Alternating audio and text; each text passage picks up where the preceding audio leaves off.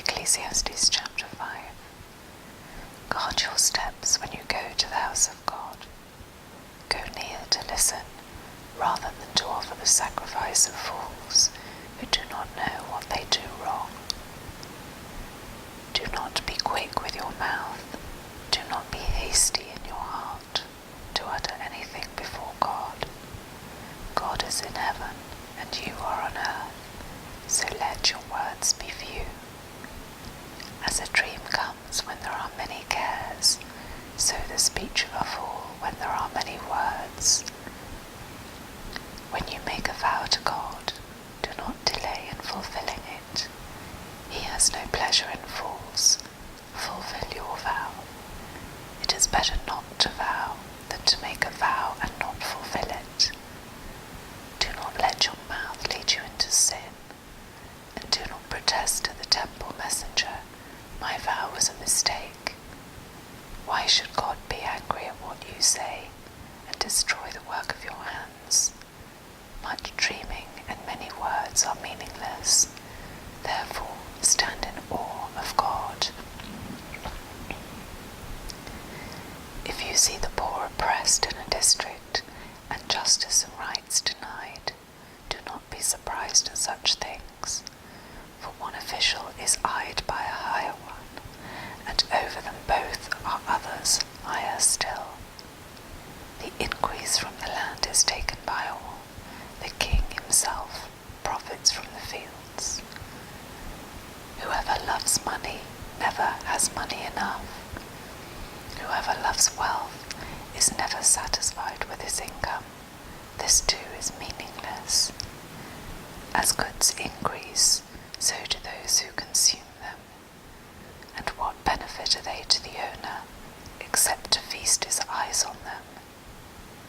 The sleep of a labourer is sweet, whether he eats little or much, but the abundance of a rich man permits him no sleep.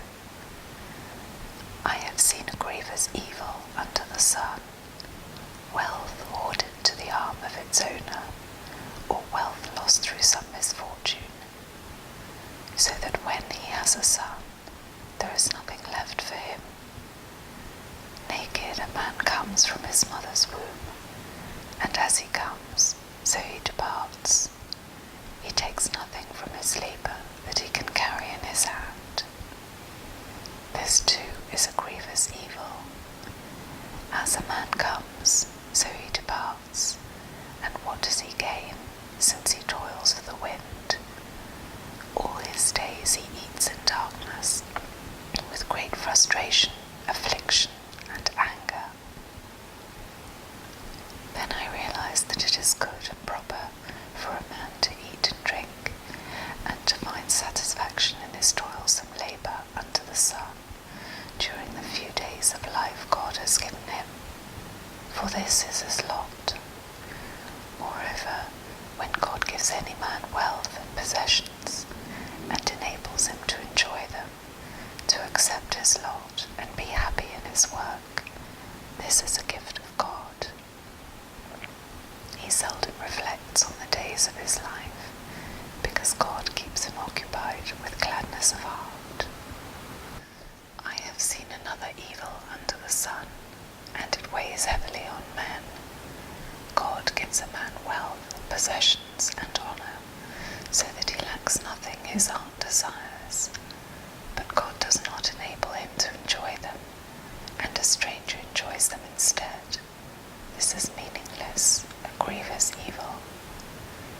A man may have 100 children and live many years, yet no matter how long he lives, if he cannot enjoy his prosperity and does not receive proper burial, I say that a stillborn child is better off than he. It comes without meaning, it departs in darkness, and in darkness its name is shrouded. Though it never saw the sun or knew anything, it has more rest than does that man, even if he lives 1,000 years twice over, but fails to enjoy his prosperity. Do not all go to the same place. All man's efforts are for his mouth, yet his appetite is never satisfied. What advantage has a wise man over a fool? What does a poor man gain by knowing how to conduct himself before others? Better what the eye sees than the roving of the appetite. This too is meaningless, a chasing after the wind. Whatever exists has already been named.